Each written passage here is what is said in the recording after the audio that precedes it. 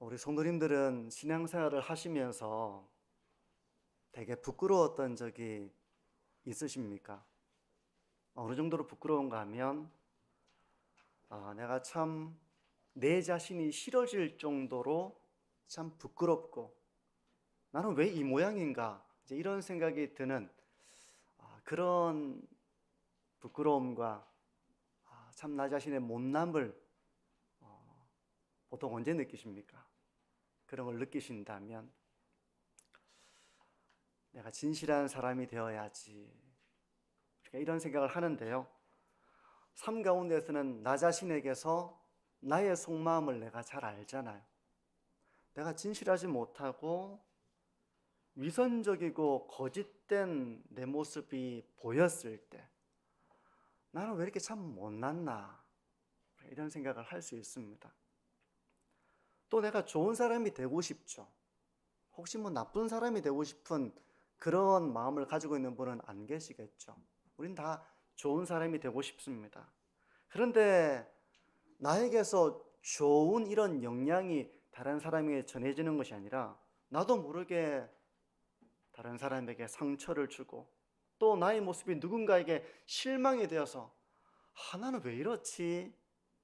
이런 생각이 들 때 우리는 참 나 자신이 참 부끄럽고 어디 좀 숨고 싶다, 이런 생각이 들 때도 있습니다. 또 우리가 반복적인 죄의 문제가 우리에게 또 있죠. 내가 반복적인 죄에 빠지지 않아야지. 내가 이 죄에 빠지지 않아야지. 이렇게 결단을 합니다. 그런데 그런 기도를 하고 그렇게 결단을 했음에도 불구하고 또다시 나는 죄 가운데 있는 나 자신을 발견할 때 참 부끄럽고 나 자신이 참 못나 보이고 이런 경험들을 우리가 할 때가 있습니다. 난 왜 이런가? 나 자신이 참 못마땅한 것이죠. 오늘 설교는 바로 이런 우리의 모습을 먼저 어떻게 이해할 것인가, 이런 나 자신을 내가 어떻게 이해해야 하는가라는 문제와 관련이 있고요. 뿐만 아니라 이런 나의 모습을 하나님은 어떻게 바라보실까? 나도 내가 참 싫은데, 나도 내가 참 부끄러운데, 숨고 싶은데 이런 나를 하나님은 어떻게 바라보고 계실까 하는 부분도 오늘 설교 가운데서 좀 생각을 해보려고 합니다. 성도 여러분, 말씀을 나누는 가운데 이 말씀 속에서 하나님이 주시는 진리로 말미암아 위로와 하나님의 사랑과 은혜를 경험하게 되시기를 바랍니다. 오늘 본문은 한마디로 이제 제자들이 예수님을 버릴 것이라는, 제자들이 예수님을 부인할 것이라는 그런 예수님의 예고를 담고 있습니다. 그래서 저는 이 상황을 이미지로 좀 따라가면 좋겠다 생각해서 제목을 새 얼굴빛, 새 얼굴빛으로 좀 정해봤습니다. 얼굴빛 의미가 무엇입니까? 그 얼굴에서 감정이 드러나서 그것이 나타나는 것이죠. 저 사람이 화가 났나 봐. 얼굴빛입니다, 그게. 저 사람이 지금 너무 기분이 좋은가 봐. 얼굴빛에서 드러나는 것이죠. 감정이 드러나는 표정을 말하는 것입니다. 새 얼굴빛인데요, 두 얼굴빛은 예수님에 대한 것입니다. 남은 하나의 얼굴빛은 제자들을 대표하는 베드로에 대한 거예요. 첫 번째 얼굴빛은 예수님의 긍휼과 안타까움입니다. 예수님은 안타까운 마음을 가지신 거예요. 왜 그러셨을까? 31절을 한번 보십시오. 그때 예수께서 제자들에게 이르시되 오늘 밤에 너희가 다 나를 버리리라. 기록된 바 내가 목자를 치리니 양의 떼가 흩어지리라 하였느니라. 이 말씀을 하시는 예수님의 표정을 한번 상상을 해보는 것입니다. 저는 이 표정을 긍휼과 안타까움이라고 이렇게 이해를 했어요. 성경을 연구하면서. 이제 곧 예수님은 로마의 군대에 의해서 붙잡히시게 될 것입니다. 그러면 제자들은 그 상황 속에 모두 예수님을 버려두고 도망가게 될 거예요. 여러분 한번 이런 상상을 한번 해보십시오. 나와 깊은 신뢰 관계를 가졌던 사람이 있습니다. 어려움도 함께하고 정이 들었어요. 신뢰가 쌓였어요. 서로에 대한 사랑이 있습니다. 근데 어떤 한 계기를 통해서 나에게서 돌아서고 나를 버리고 나를 도망하고 나를 부인하고 하는 일이 있다고 한번 생각을 해보십시오. 상상을 해보는 겁니다. 그러면 어떻게 했습니까, 여러분들은? 지금 예수님의 상황이 지금 그런 것이죠. 제자들이 모두 예수님 자신을 버려두고 도망갈 것이라는 것입니다. 그리고 베드로를 향해서는 네가 나를 부인할 것이다, 그렇게 말씀을 하고 있는 상황이에요. 오늘 밤 제자들이 그렇게 된다는 주님의 예고입니다. 예수님은 이 사실을 어떻게 아십니까? 예수님은 신성을 가지신 하나님이시기 때문에 이미 이 일들을 다 알고 계신 것이죠. 이때 예수님의 심정이 어떠했을까? 어땠을 것 같습니까?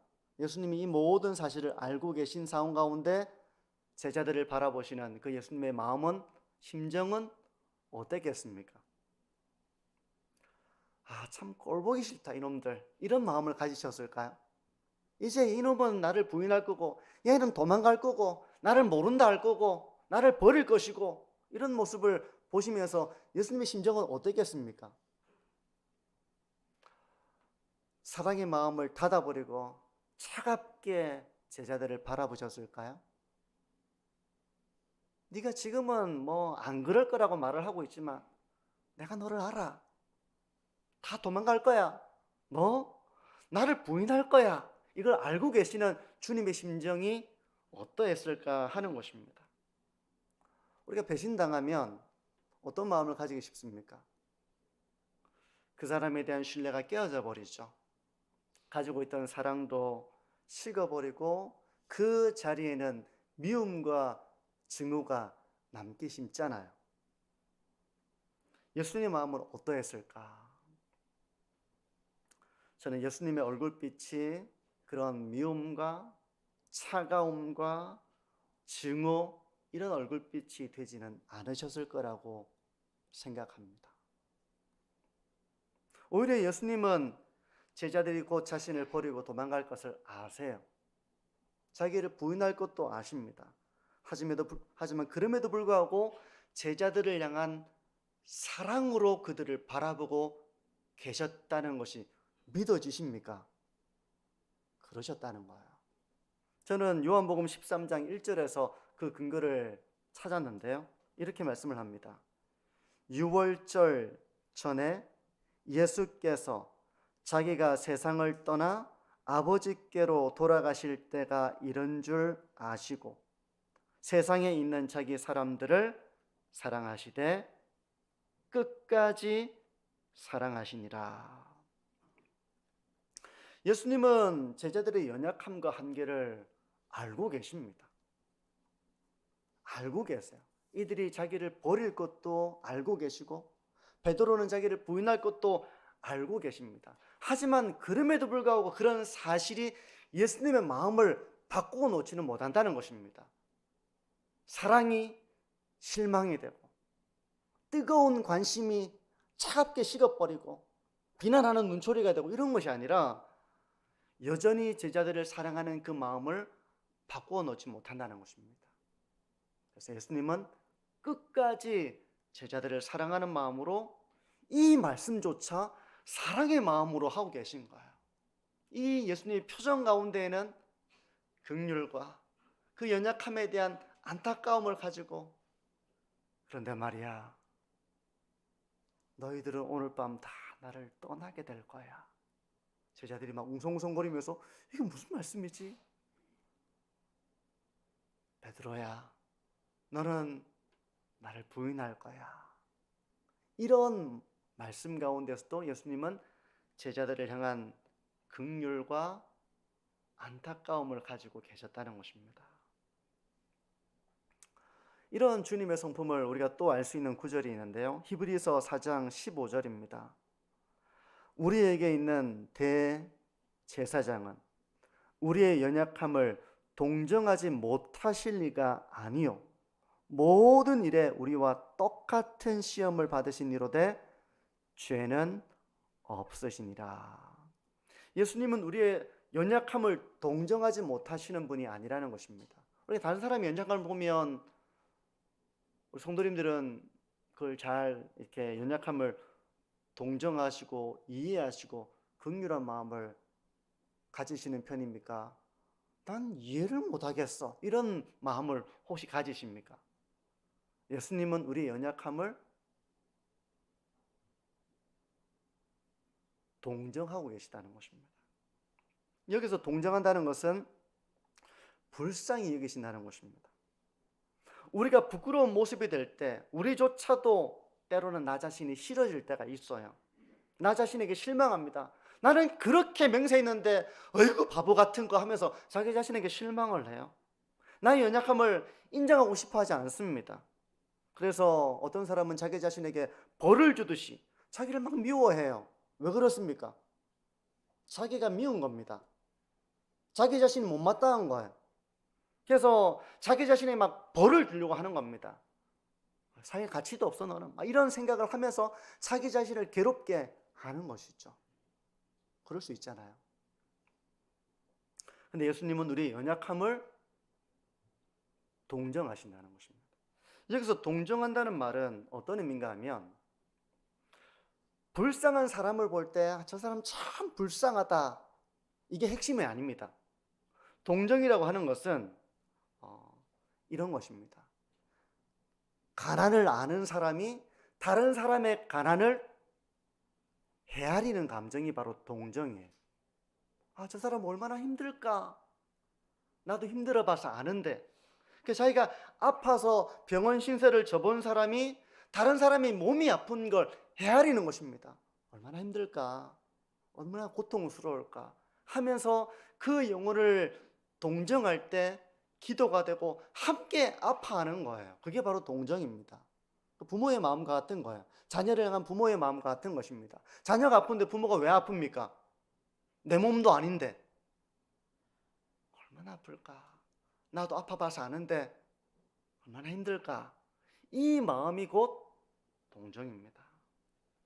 예수님은 우리의 연약함을 보실 때 아이고 그것도 못하고 또 그랬어, 이렇게 비난하는 마음이 아니라 우리의 연약함을 불쌍히 여기신다는 것입니다. 그렇게 불쌍히 여기시는 예수님의 삶 가운데에는 우리와 똑같은 그런 시험을 받으셨기 때문에 우리가 그 시험 가운데에서 넘어지기도 하고 갈등하기도 하고 싸우기도 하고 이런 우리의 연약함을 아신다는 거예요, 예수님께서. 물론 예수님은 죄를 지으신 바는 없으시지만 그 집요한 죄의 유혹을 예수님도 아신다는 것입니다. 그래서 우리가 죄의 유혹으로 인해 연약해질 때 그런 우리를 바라보시면서 비난하고 미워하고 하는 것이 아니라 동정하신다는 것입니다. 축구 선수들이 요즘 이렇게 비난을 받잖아요. 근데 그 비난을 받아도 그 축구 대표팀에 있는 그 프로팀의 감독은 그 선수를 어떻게 대하겠습니까? 내 새끼잖아요, 내 새끼. 우리 선수잖아.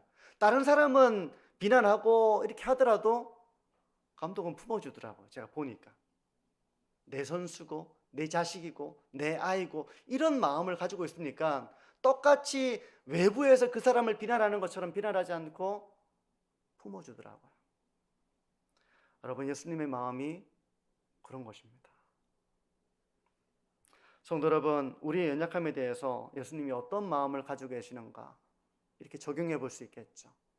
제자들을 바라보시는 예수님의 마음이 바로 이런 동정, 긍휼히 여김, 그 안타까움을 가지시는 것처럼 우리가 연약할 때 예수님은 마음 아파하시고 긍휼히 여기시고 안타까워하신다는 사실을 기억하십시오.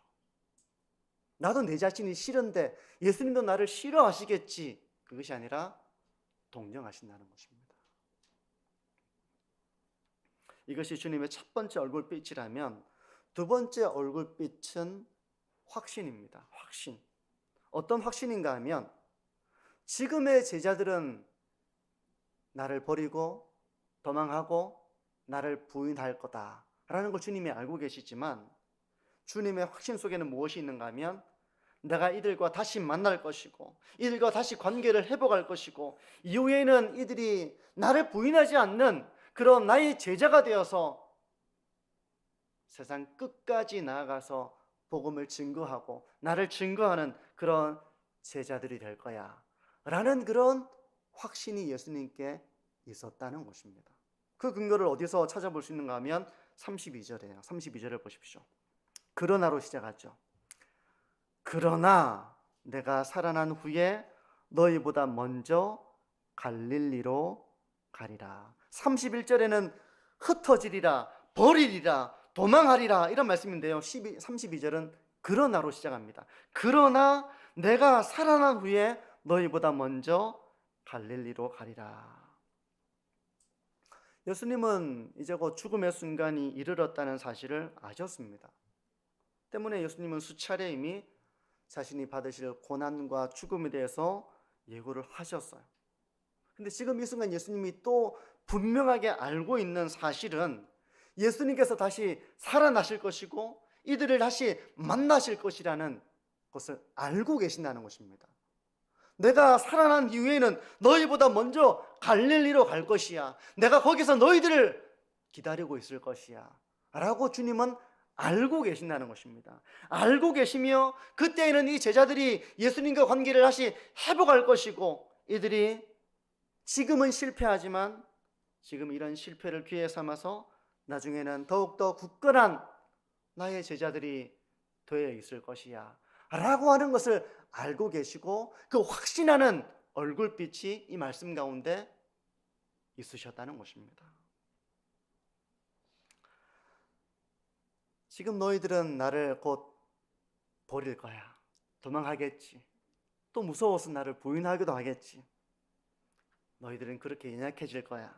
하지만 내가 다시 살아나면 내가 먼저 갈릴리로 가 있을 거야. 나는 그곳에서 너희들을 만날 거야. 그리고 너희들과 관계를 다시 새롭게 세워나갈 거야. 그러니 너희가 나를 버리고 도망하고 부인한 것 때문에 절망하지 말고 이 말을 꼭 기억했으면 좋겠어 하는 그런 예수님의 마음이 담겨있는 말씀인 것입니다. 저는 여기서 참 신자와 거짓 신자의 차이를 좀 생각해 보고 싶습니다. 여러분, 조나단 에드워드나 스펄전 같은 목사님들은 이제 교회를 섬겨 나가실 때 참 신앙과 거짓 신앙, 참 신자와 거짓된 신자에 대해서 깊은 분별력과 통찰력을 가지고 그렇게 목회를 해나갔고 신앙을 지도했던 분들입니다. 저 역시 우리 교회가 이런 사실에 무지하지 않기를 바랍니다.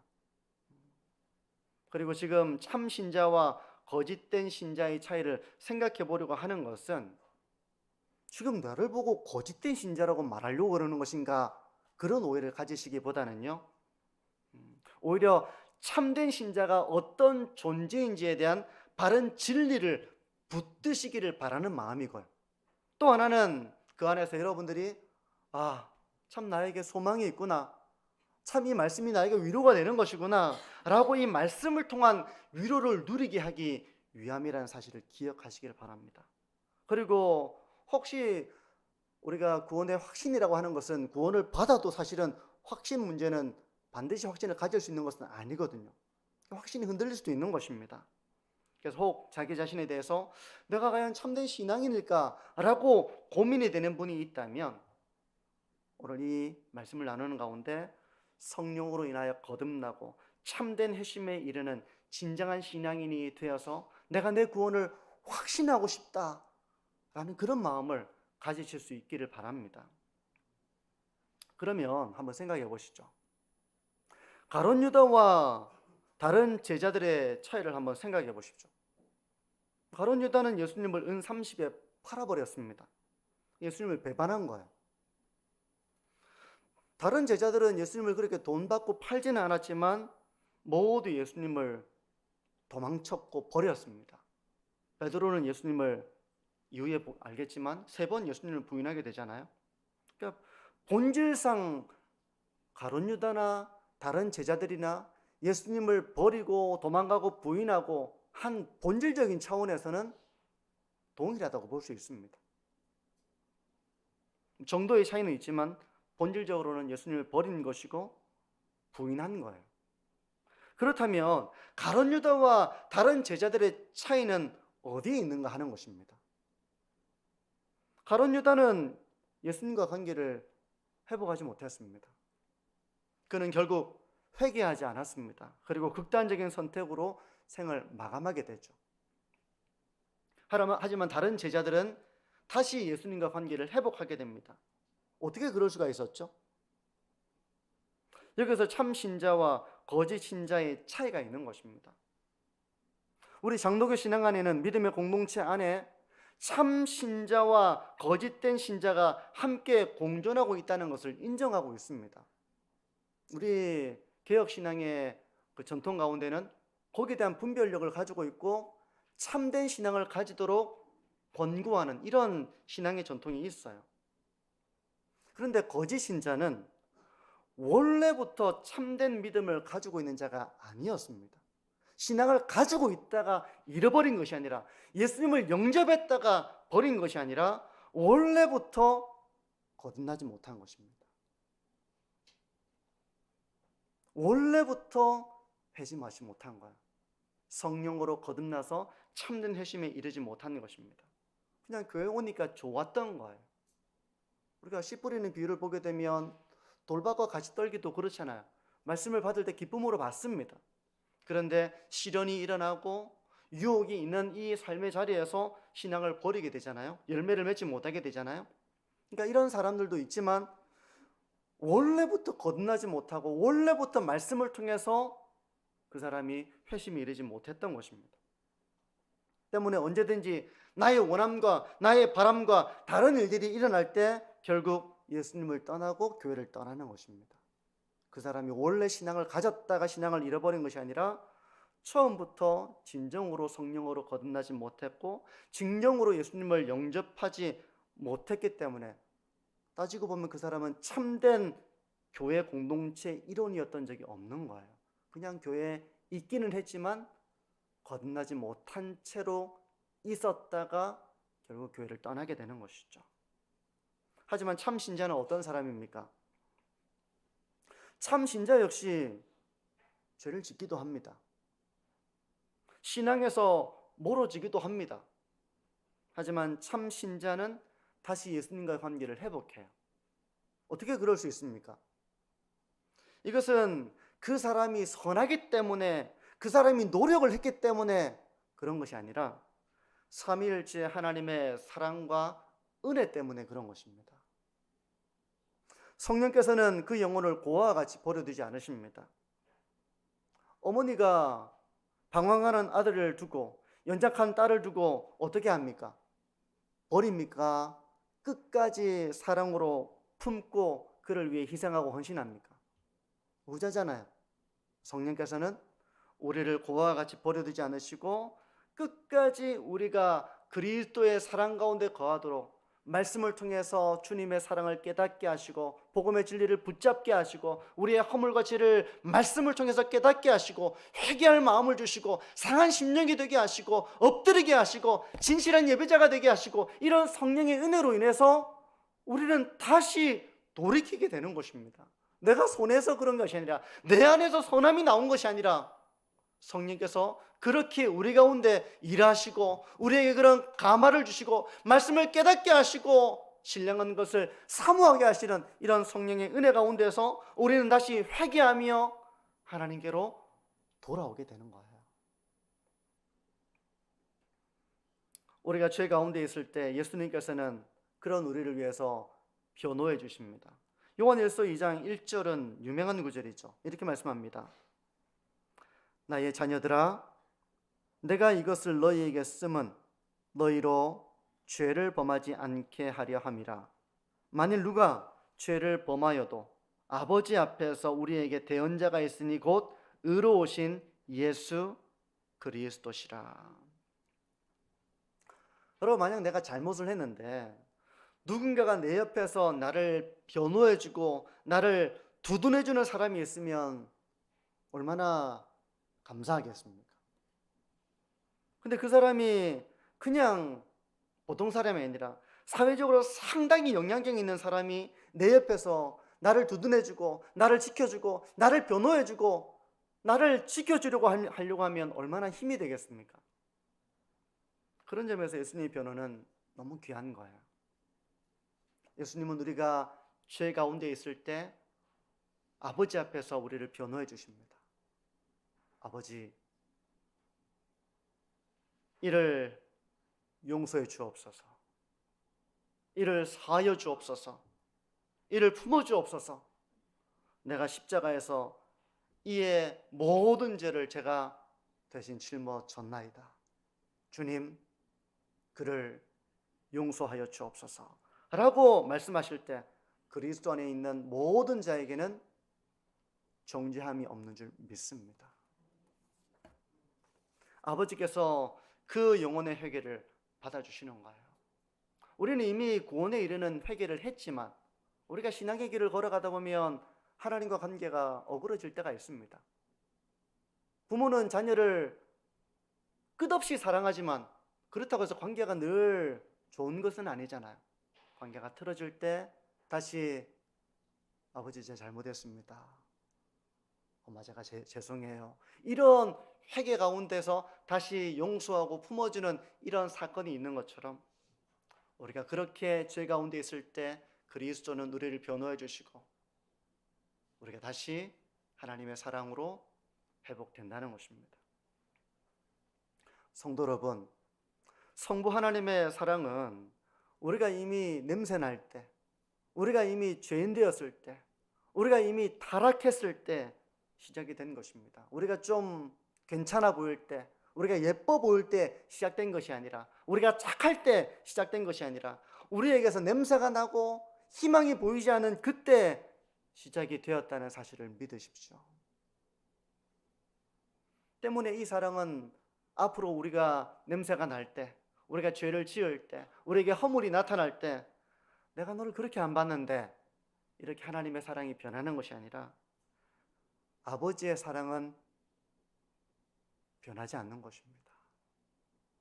바로 이 삼위일체 하나님의 사랑과 은혜 가운데서 우리는 택함을 받았고 중생했고 회개했고 예수 그리스도를 믿게 되었고 성화의 길을 이 은혜 가운데서 걸어가게 되고, 그리고 우리는 이 구원받은 이후에 우리는 얼마나 연약합니까? 실수하기도 하고 넘어지기도 하고 죄를 짓기도 하고 우리 가운데서 연약함을 발견하기도 하지만 하나님의 은혜 가운데서 우리는 끝까지 믿음을 지키고 돌이키고 인내하고 신앙의 길을 걸어가는 것도 하나님의 은혜와 사랑으로 인한 결과인 것입니다.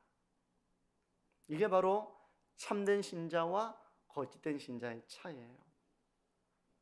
그러므로 성도 여러분, 저는 오늘 이 말씀을 통해서 여러분들에게 말씀을 드립니다.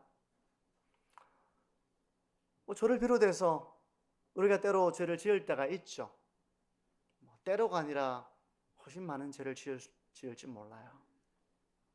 나 자신이 참 싫어지고 나 자신이 한심하고 나도 나 자신이 막 이렇게 참 너무 못마땅하게 여기는 그런 순간들이 경건하게 살고자 하는 사람들 가운데 있습니다. 여러분, 그런 게 있으십니까? 내가 경건하게 살고자 하면 할수록 나에게 있는 이런 죄에 대한 냄새가 너무 싫은 거예요. 근데 자꾸 나 자신이 그런 죄를 짓는 것에 대해서 나 자신이 자꾸 미워지고 싫어지고 하나님 앞에 부끄럽고 그래서 하나님께 나가기가 싫은 그런 마음의 상태가 됩니다. 하지만 그것 때문에 우리가 하나님께 버림을 받고 하나님의 진노 가운데로 떨어진다고 생각하지는 마십시오. 그러나 내가 살아난 후에 너희보다 먼저 갈릴리로 가리라 라고 하는 이 말씀에는 주님의 확신이 있었던 것처럼, 그래, 네가 넘어질 거야. 너는 또 이웃과의 관계에서 실패하기도 하겠지. 너는 네가 그렇게 싫어하는 그런 일을 또 할 수도 있어. 그러나 내가 실패한 그 자리에서 다시 너희들을 만날 거야. 내가 너를 기다리고 있을 거야. 라고 하는 이런 주님의 말씀에는 다시 주님과 관계를 회복할 우리의 모습에 대한 그것을 알고 계시는 주님의 확신이 있는 것입니다.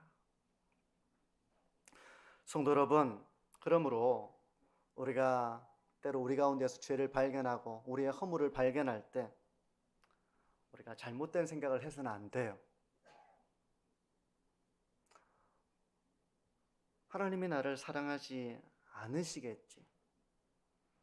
하나님이 나를 용서해 주지 않으시겠지. 여러분, 이런 생각은 잘못된 생각입니다. 여러분, 자녀가 아무리 잘못해도 이거는 용서 안 해주실 거야, 그렇게 하고 집을 나간다고 생각해 보십시오. 난 아버지한테 설 자격도 없어, 아빠 엄마 볼 면목도 없어 하고 집을 나가버리고 다시 찾아오지 않는다고 생각해 보십시오. 그건 큰 착각입니다. 아무리 잘못을 해도 부모에게 와서 아버지 제가 잘못했어요 라고 하면 안 품어줄 부모가 없죠. 긍휼히 여기는 겁니다. 불쌍히 여기는 것입니다. 그리고 그 자리에서 이미 기다리고 있는 거예요. 오기를. 내가 잘못했어요 하고 그 자리에 오기를 미리 기다리고 있는 것처럼 하나님의 관계가 그런 것입니다. 그러므로 하나님이 나를 사랑하지 않는다거나 하나님이 나를 용서하지 않는다라고 하는 것은 바로 죄의 무서운 정죄입니다. 죄를 지으면 이런 생각에 빠지기가 쉬워요. 그리고 마귀는 우리를 이렇게 정죄합니다. 잘못된 생각을 심는 것이죠. 여러분, 이럴 때마다 어떻게 됩니까? 그럴 때마다 다시 하나님 앞에 무릎을 꿇고 우리가 회개해야 합니다. 성령이 주시는 진정한 회개로서 우리가 말씀 앞에서 우리의 허물을 깨닫고 그 죄를 미워하는 마음으로 하나님, 제가 참 면목이 없습니다, 이런 기도의 시간을 가지셔야 돼요. 참 신자는 이렇게 기도합니다. 참 신자는 이렇게 돌이켜요. 하나님 앞에 무릎을 꿇습니다. 왜 그렇습니까? 그에게 성령이 있기 때문에 그런 거예요. 성령께서 그 영혼을 내버려 두지 않으시기 때문에 그런 것입니다. 그래서 그로 하여금 회개하게 하고 신령한 것을 사모하게 하고 죄를 미워하는 삶을 살아가도록 결단하도록 도와주시는 것입니다. 우리는 이런 하나님의 도움으로 신앙의 길을 걸어가는 거예요. 그리고 앞으로도 이렇게 신앙의 길을 우리는 걸어가게 될 것입니다. 내가 완벽해서 하나님 앞에 떳떳함을 가지고 이렇게 예배를 드리는 것이 아니라 지금까지 하나님의 사랑으로 내가 온 것처럼 앞으로도 나는 한계가 있을 것이고 연약할 것이고 부족할 것이지만 성령의 은혜와 그리스도의 은혜와 하나님의 사랑으로 인해서 우리가 이 신앙의 길을 걸어가게 된다는 것입니다. 사랑하는 성도 여러분, 이런 하나님의 은혜와 사랑을 체험하며 신앙의 길을 감사함으로 걸어가시는 우리 모든 성도님들이 되시기를 바랍니다. 이제 세 번째 얼굴빛은 제자들을 대변하는 베드로의 표정입니다. 이것까지 설교하려니까 제가 좀 부담이 돼요. 어떤 부담인가? 우리 성도님들 지금 또 전립선 때문에 막 화장실 가고 싶은데 이것까지 하면은 막 얼마나 힘드실까? 성도 여러분, 저도 좀 소변이 좀 참기 어려울 때가 있습니다. 그래서 이 부분은 제가 짤막하게 그냥 핵심만 요약을 하면요, 우리는 베드로처럼 맹세할 때 있습니다. 나는 절대로 안 그럴 거야. 나는 절대 저렇게 안 해. 나는 안 그럴 겁니다, 주님. 우리가 이렇게 맹세할 때 있습니다. 그러면서 그렇게 죄를 짓는 사람 막 미워해요. 우리는 베드로와 같은 충심을 가지고 있다고 생각하니까 나는 안 그래? 난 저렇게 안 할 거야 하면서 우리는 베드로와 같은 그릇된 확신의 얼굴빛을 가질 때가 있어요. 근데 성도 여러분, 물론 그런 확신과 고백은 진실한 것입니다. 우리가 진실하게 그렇게 하는 거예요. 근데 우리가 놓치는 것은 무엇입니까?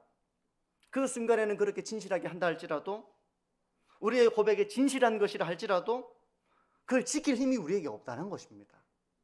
지킬 힘이 우리에게 없는 거예요. 나는 진실하게 고백했지만 힘이 나에게 없는 겁니다. 하나님께서 은혜를 주시면 내가 죄의 유혹을 이겨내고 하나님의 뜻에 순종할 수 있지만, 내가 세상을 살다 보니까 점점 내 마음이 하나님을 사모하는 마음에서 떠날 수 있잖아요. 멀어질 수 있잖아요. 은혜를 누리는 그 자리로 나가야 되는 걸 머리로는 압니다. 근데 다음에 기도 지금 바쁘니까 성경 읽어야 되는데 읽어야 되는데 하면서 하루 이틀 지나가는 이런 일들이 우리 가운데 일어나잖아요. 알아요, 머리로는. 근데 내가 아는 대로 행하지 못할 때가 많이 있습니다. 연약하니까 그런 것이죠. 그러면 우리 심령이 메마릅니다. 메말라요. 나의 다짐은 진실한 것이었지만 그걸 지킬 능력이 나에게 없는 겁니다.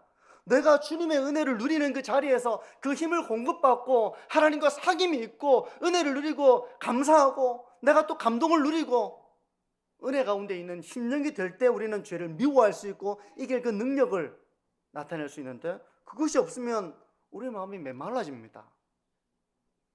나의 고백은 진실한 것이었지만 그걸 지킬 힘이 없는 거예요. 그러므로 성도 여러분, 너무 자신해서는 안 됩니다. 나는 절대로 안 그래. 주님, 무슨 말씀이에요? 저는 절대로 안 그렇습니다. 두고 보십시오. 이렇게 우리가 너무 그릇된 확신을 가져서는 안 된다는 것입니다. 우린 그걸 지켜낼 힘이 없어요. 그러므로 우리는 이렇게 기도해야 됩니다. 말씀 속에서 우리에게 죄에 대한 경고를 하는 말씀을 들을 때마다 하나님 내하고는 관계없어? 난 절대로 아니래. 이렇게 반응하기보다는 그런 그릇된 확신의 얼굴빛을 가지고 주님 저는 안 그럴 겁니다 라고 반응하기보다는 우리가 어떻게 반응해야 되겠습니까? 지혜로운 자라면, 자기 연약함을 아는 자라면, 겸손한 자라면, 하나님 저 연약합니다.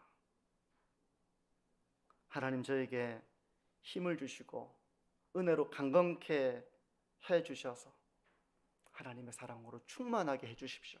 그래서 제가 죄를 미워할 수 있는 거룩한 마음이 되게 해주십시오. 제가 연약한 것처럼 다른 사람이 연약함을 볼 때에도 그걸 정죄하고 미워하기보다는 제가 긍휼한 마음으로 기도해 줄 수 있는 사람이 되게 해주십시오. 여러분, 이런 사람은 어떤 사람입니까? 겸손한 사람이에요. 지혜로운 사람입니다. 자기의 연약함을 인정할 줄 아는 사람인 거예요. 오늘 말씀을 정리합니다. 이제 제자들은 예수님을 버릴 것입니다. 도망갈 것입니다. 예수님을 부인할 것입니다. 이런 제자들을 바라보시는 예수님의 얼굴빛은 긍휼과 안타까움이에요. 너희들이 지금 연약해서 그럴 거라는 거 내가 안다. 우리에 대해서도 주님의 마음은 동일하십니다. 우리가 연약하다는 것을 주님은 아십니다.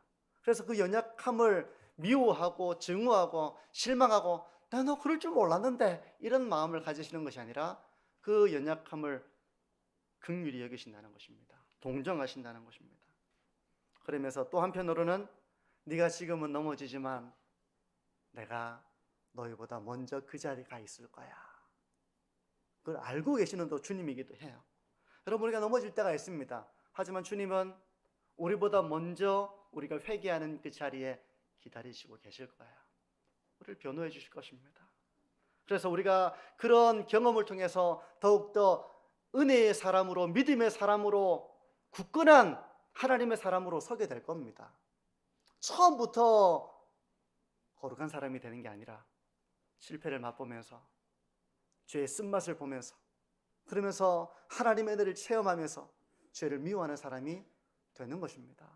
제자들이 처음부터 부인도 없고 실패도 없고 좌절도 없는 그런 사람이 되었던 것이 아니라 실패를 맛보고 쓴맛을 맛보고 좌절을 맛보고 그러면서 하나님의 사람으로 온전하게 된 것처럼 우리의 성화의 걸음 가운데도 이런 과정이 있어요.